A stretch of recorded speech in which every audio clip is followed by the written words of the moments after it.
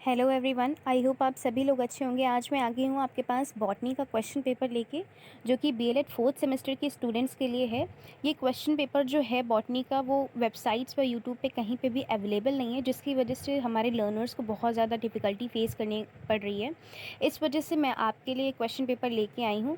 ये sample paper है कि किस तरीके से क्वेश्चन आपके फोर्थ सेमेस्टर में पूछे गए थे, क्योंकि जो लखनऊ यूनिवर्सिटी का क्वेश्चन पेपर है वो बहुत ज़्यादा टेयर अप हो चुका था, तो इस वजह से उसको मैं शो नहीं कर पा रही थी। बट मुझे पता है कि किस तरीके से क्वेश्चन आते हैं, इस वजह से मैं उन क्वेश्चंस को आपके साथ शेयर करूँगी विद योर यूनिट, कि आप में यूनिट 1 में किस तरीके से क्वेश्चन पूछे जाते हैं, यूनिट 2 में किस तरीके से क्वेश्चन पूछे जाते हैं और यूनिट 3 में किस तरीके से पूछे जाते हैं। आपके चारों यूनिट्स में किस तरीके से क्वेश्चन फॉर्म होंगे और कैसे आपको प्रिपेयर करना है, वो सारी ही चीज़ें मैं आपको इस वीडियो में बताऊँगी। सो आपको बिल्कुल भी परेशान होने की ज़रूरत नहीं है। जैसे कि मैंने आपको केमिस्ट्री में आपकी हेल्प करी थी, आपके सारे ही पॉइंट्स मैंने बताए थे, क्वेश्चंस इंपॉर्टेंट बताए थे, वैसे ही यहाँ पे भी मैं सारे पॉइंट्स आपके कवर करूँगी। तो वीडियो को लास्ट तक की ज़रूर से देखिएगा। जितने भी हमारे बॉटनी के लर्नर्स हैं जिन्होंने बॉटनी ऑप्ट की है, वो इस वीडियो को ज़रूर से देखेंगे और अपने बॉटनी वाले फ्रेंड्स के साथ में शेयर करेंगे, क्योंकि ये वीडियो उनको बहुत ज़्यादा हेल्प करेगी। जैसा कि आप देख सकते हो, ये रहा आपका बॉटनी का सिलेबस फोर्थ सेमेस्टर का। जिन स्टूडेंट्स ने बॉटनी ऑप्ट की है, ये आपकी यूनिट 1 है, यूनिट 2, यूनिट 3, यूनिट 4। आप देख सकते हो कि इसमें ज़्यादा जो यूनिट्स नहीं है, यूनिट के जो टॉपिक्स हैं वो नहीं है, शॉर्ट आपका सिलेबस है। इसी के अराउंड आपके क्वेश्चन फॉर्म होंगे। तो हम देख लेते हैं। पहले यूनिट जो है हमारा plant virus, name, classification and structure, helical and icosahedral symmetry of plant virus, transmission, structure and duplication of bacteriophage. इससे क्वेश्चन कैसे आएंगे, किस तरीके से आपका ये लखनऊ यूनिवर्सिटी जो है वो आपके क्वेश्चन फॉर्म करेगी। तो ये आप देख सकते हो प्लांट वायरस से क्वेश्चन कैसे आएगा। फर्स्ट क्वेश्चन इससे पूछा जाता है कि name and classify the different types of plant viruses based on their characteristics and genome structure, discuss the impact of plant viruses on agriculture. इस तरीके से आपके क्वेश्चन जो हैं वो पूछे जाते हैं यूनिवर्सिटी से, क्योंकि ये मैंने बहुत सारे आपके सैम्पल पेपर जो बॉटनी के हैं उनसे मैंने ये क्वेश्चन को लिया है, क्योंकि यही क्वेश्चन रिपीटेडली बार बार पूछे जाते हैं। तो इन क्वेश्चंस को आप अच्छे से प्रिपेयर कर लीजिए और पैटर्न देख लीजिए कि किस फॉर्म में पूछे जाते हैं। बस थोड़ा सा लैंग्वेज का फ़र्क होगा, बाकी क्वेश्चन आपको ऐसे ही मिलेंगे। सेकेंड क्वेश्चन हमारा प्लांट वायरस से, explain the structure of plant viruses including helical and icosahedral symmetry, compare and contrast these two types of symmetries in plant viruses. इसमें आप एग्जाम्पल या डायग्राम की हेल्प लेके आप इसको समझा सकते हो। अगर आपको आता है तो आप ज़रूर से इन क्वेश्चंस को अटेम्प्ट करिएगा। बाकी आप क्वेश्चन का लेवल देख सकते हैं कि किस तरीके से क्वेश्चन आपके एग्ज़ाम में पूछे जाएंगे। ये 16 मार्क्स से क्वेश्चन आपके एग्ज़ाम में पूछे जाएंगे। थर्ड क्वेश्चन हमारा प्लांट वायरस से, describe the transmission method of plant viruses including vectors, mechanical transmission and seed transmission.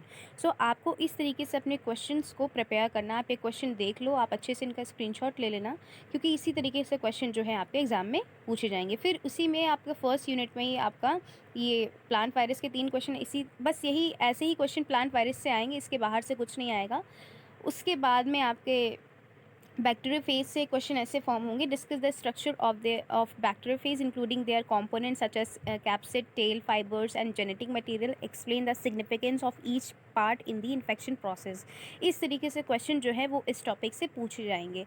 थोड़ी बहुत ही लैंग्वेज जो है वो चेंज होगी, या थोड़ा सा शॉर्ट कर देंगे, या थोड़ा सा और इस पर 1-2 चीज़ ऐड कर देंगे, क्योंकि लखनऊ यूनिवर्सिटी 16 मार्क्स में कभी भी अकेले क्वेश्चन नहीं पूछता है। एक क्वेश्चन के साथ में दूसरा क्वेश्चन अटैच ज़रूर से होता है।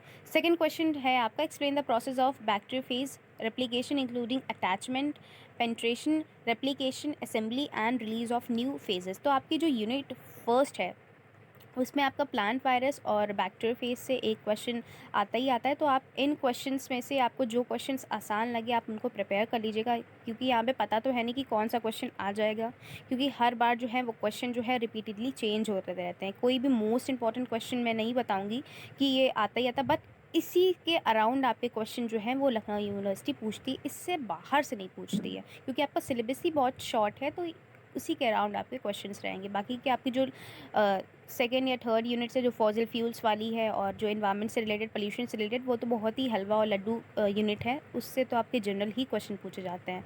फिर उसके बाद में थर्ड क्वेश्चन हमारा, compare the lytic and lysogenic cycle of bacteriophage and their implications in bacterial infection. यहाँ पे आपको ये चीज़ डिस्कस करनी है। आप चाहे तो फ्लो चार्ट वगैरह की हेल्प लेके आप यहाँ पे अच्छे से शो कर सकते हो।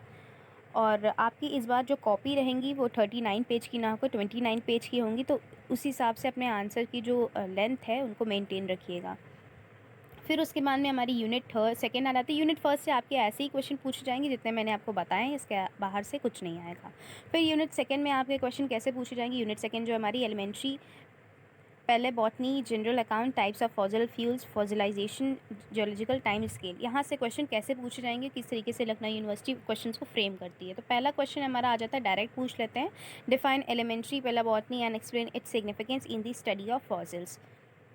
सेकेंड हमारा क्वेश्चन पूछ लेते हैं, discuss the different types of fossils and provide example for each type. ये जो स्टूडेंट्स ने ज्योग्राफी पढ़ रखी या साइंस पढ़ रखी, तो कहीं ना कहीं उन्हें पता है कि डिफरेंट टाइप्स ऑफ फॉसिल्स कौन कौन से होते हैं और कौन कौन से उनके एग्जांपल्स होते हैं, किस तरीके से वो फॉर्म होते हैं, वो कहीं ना कहीं उनको आइडिया होगा। तो ये जनरल क्वेश्चन है, ये आपका फॉसिल फ्यूल से और फॉसिलाई जेशन से आपका क्वेश्चन एक आता ही आता, तो इसको मैं कहूँगी मोस्ट इंपॉर्टेंट क्वेश्चन है, इसको आप अच्छे से प्रिपेयर करिएगा। सेकंड यूनिट से इससे क्वेश्चन आता ही आता है। थर्ड हमारा क्वेश्चन हो जाता है, describe the process of fossilisation and the condition required for the preservation of fossils. जैसा कि मैंने आपको दो क्वेश्चन आप देख सकते हैं फॉसिल से यहाँ पे आए हैं, और फिर यहाँ पे आपसे डायरेक्ट पूछ लिया है कि प्रोसेस ऑफ फॉसिलाइजेशन यहाँ पे आप बताइए और किस तरीके से इनको प्रिजर्व कर सकते हैं, क्या क्या कंडीशन रिक्वायर्ड होती हैं। फिर आ जाता है आपका fourth question, explain the importance of the geological time scale in understanding the history of life on earth. यहाँ पे आपको इंपॉर्टेंस को एक्सप्लेन करना है। तो यहाँ पे मैं बोलूँगी कि आप जितने भी आंसर अपने दो, फ्लो चार्ट की हेल्प ज़रूर से लो, क्योंकि उससे आपका आंसर जो है अट्रैक्टिव होता है, एग्जामिनर को लगता है कि हाँ स्टूडेंट्स को या लर्नर्स को ये क्वेश्चंस आते हैं। तो आपको ज़्यादा टाइम वेस्ट करके ना आपको फुल मार्क्स दे देंगे, क्योंकि एग्जामिनर जो है पूरे पूरे पैराग्राफ नहीं रीड करते हैं, वो आपके मेन पॉइंट्स देखते हैं, जो भी आपने हाईलाइट करके रखे होंगे, आपने जो भी फ्लो चार्ट बनाया होगा उनको वो ज़्यादातर नोटिस करते हैं, उनके बेस पे ही वो आपको नंबर दे देते हैं। फिर उसके बाद में हमारी थर्ड यूनिट आ जाती है। सेकेंड यूनिट से आपके ऐसे ही क्वेश्चन पूछे जाएंगे, इन्हीं के अराउंड क्वेश्चन आएंगे। आई होप आपको ये आइडिया लग रहा होगा कि किस तरीके से क्वेश्चन पूछे जाते हैं। यूनिट थर्ड है हमारी environmental pollution, air, water, soil, radioactive, thermal and noise pollution and their sources, types and control. Most important unit, इससे क्वेश्चन आता ही आता है, क्योंकि एनवायरमेंटल पोल्यूशन से रिलेटेड है, चाहे एक डायरेक्टली आपसे क्वेश्चन पूछे या पार्ट्स में पूछ लेते हैं। अभी आप देख लेंगे खुद ही कि किस तरीके से क्वेश्चन पूछे जाते हैं। जनरल टॉपिक है, अगर आप नहीं भी पढ़ के जाओगे तो कहीं ना कहीं आपको पोल्यूशन के बारे में पता है, क्योंकि आप साइंस बैकग्राउंड से आए हो, ज्योग्राफी आपने पढ़ रखी है, साइंस आपने पढ़ रखी है, तो उसी के अराउंड आपसे क्वेश्चन पूछेंगे कि एयर पोल्यूशन क्या होता है, वाटर पोल्यूशन क्या होता है, कि या तो उसके टाइप्स पूछ लेंगे। एक अभी आप देख सकते हो क्वेश्चन आपको खुद ही समझ में आ जाएगा। फिर उसके बाद में पहला क्वेश्चन हमारा आ जाता है कि किस तरीके से क्वेश्चन आते हैं। पहला क्वेश्चन हमारा, define different types of environmental pollution such as air, water, soil, radioactive, thermal and noise pollution, explain their source and impact on the environment and human health. देखो यहाँ पे पूरी एक यूनिट का ही एक क्वेश्चन इन्होंने बना दिया, क्योंकि आपकी यूनिट बहुत ही स्मॉल है और हलवा क्वेश्चन है, ये ज़्यादा डिफ़िकल्ट नहीं है, तो ये आपका आराम से आपको अच्छे मार्क्स प्रोवाइड करवा सकते हैं। तो इनको आप ज़रूर से प्रिपेयर करना, क्योंकि ये आता ही आता है, इसको आप नेगलेक्ट मत करिए, क्योंकि आपके लिए डिफ़िकल्ट भी नहीं है, आसान क्वेश्चन है।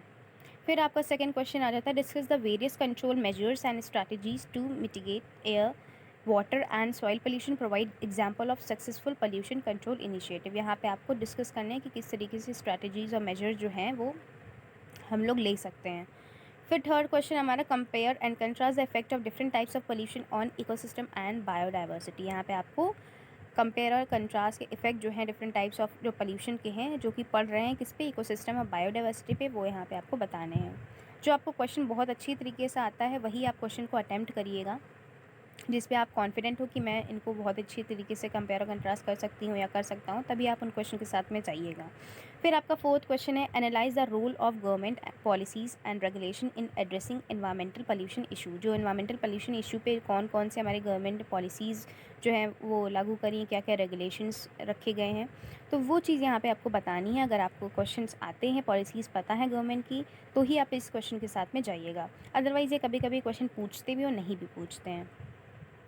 आई होप आपको थर्ड यूनिट से कैसे क्वेश्चन आते हैं उसका नॉलेज हो गया होगा। फिर हमारा आ जाता है fourth unit, plant physiology, photosynthesis, water relations, mineral nutritions and transport, mineral deficiencies, respiration. ये भी बायोलॉजी का रिलेटेड क्वेश्चन है। जिन स्टूडेंट्स साइंस स्टूडेंट हो आपको पता होगा रेस्पिरेशन में एनारोबिक एरोबिक क्या होता है, इससे ही अराउंड आपके क्वेश्चन पूछेंगे। तो देख लेते हैं। हमारा पहला क्वेश्चन है, explain the process of photosynthesis in plants including the light dependent and light independent reactions, discuss the factor affecting photosynthesis. अगर यहाँ पे आप फोटोसिंथेसिस का क्वेश्चन आप अटेम्प्ट करो तो इसकी आप रिएक्शन ज़रूर से लर्न करो, जो कि मोस्ट इंपॉर्टेंट रिएक्शन है। आपने क्लास 10 में भी उस रिएक्शन को पढ़ रखा है, तो वो बहुत ही ईजी है, जिसमें ग्लूकोज जो है वो टूटता है किस फॉर्म में। तो वो यहाँ पे आप अच्छे से लर्न कर लेना, और यहाँ पे अगर आप लिख दोगे तो आपको बहुत अच्छे मार्क्स मिलेंगे, क्योंकि ये फोटोसिंथेसिस से आपका क्वेश्चन पूछता है बॉटनी में। फिर हमारा सेकंड क्वेश्चन आ जाता है, describe the mechanism of water relation in plants including transpiration, water Uptake and water movement in the plant. यहाँ पे आपको रिलेशन बताना है। फिर उसके बाद में हमारा थर्ड क्वेश्चन हो जाता है, discuss the importance of mineral nutrition in plants, the role of essential minerals and the mechanism of ion transport in plants. यहाँ से मिनरल से भी आपका क्वेश्चन आता ही आता है, तो वो भी आपको अच्छे से प्रिपेयर कर लेना है। फोर्थ क्वेश्चन हमारा आ जाता है इसी से कि किस तरीके से आएगा, explain the symptoms of and effects the mineral deficiencies in plants and how they can be diagnosed and correct. यहाँ पे आपको सिम्टम्स और इफ़ेक्ट्स बताने हैं कि कौन कौन से हो जाते हैं प्लांट्स में मिनरल की डेफिशिएंसी की वजह से, तो यहाँ पे आपको उनको बताना है। अगर आपको ये चीज़ पता है कौन कौन से इफेक्ट और सिम्टम्स के बारे में अच्छे से नॉलेज है, तभी आप इस क्वेश्चन को अटैम्प्ट करिएगा। फिर हमारा आ जाता है रेस्पिरेशन से कैसे क्वेश्चन आता है, ये तो आपको पता ही है। Compare and contrast aerobic and anaerobic respiration in plants, explain the significance of each process. यहाँ पे आप डिफरेंस बता सकते हो। आपको मैंने बताया है कि आप 2 पार्ट्स में डिवाइड कर लीजिएगा। उसके बाद में आप कंपेयर करिएगा, रेफरेंस करिएगा aerobic reaction respiration in plants and anaerobic respiration in plants. फिर उसके बाद में क्या उनके सिग्निफिकेंस हैं ईच प्रोसेस में, एनारोबिक के क्या सिग्निफिकेंस है, एरोबिक का क्या सिग्निफिकेंस है, वो आप यहाँ पे बता देना, क्योंकि रेस्पिरेशन से भी आपका जो क्वेश्चन है वो रखा ही होगा आपके पेपर में। फिर सेकंड क्वेश्चन आ जाता है, discuss the role of different organelles involve in aerobic respiration such as mitochondria. कौन कौन से ऑर्गेनल्स जो हैं उनका क्या रोल है और कैसे वो इन्वॉल्व होते हैं एरोबिक रेस्पिरेशन में, आपको यहाँ पे डिस्कस करना है।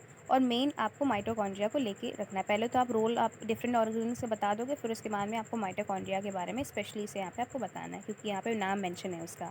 आई होप आपको अब समझ में आ गया होगा, आपकी जो परेशानी है वो दूर हो गई होगी कि किस तरीके से क्वेश्चन जो हैं वो बॉटनी से पूछे जाएंगे और आएंगे। सो अब आपको परेशान होने की ज़रूरत नहीं है। मैंने आपकी जो परेशानी का जो कह सकते हैं सोल्यूशन है वो निकाल दिया है, आपको प्रोवाइड कर दिया। वीडियो अच्छे लगे तो लाइक कमेंट शेयर ज़रूर करिएगा, और मेरी आपसे रिक्वेस्ट है कि अपने बॉटनी वाले फ्रेंड्स के साथ में ये वीडियो ज़रूर से शेयर करें, क्योंकि ये वीडियो उनके लिए बहुत ज़्यादा हेल्प करेगी। Thanks for the watching this video.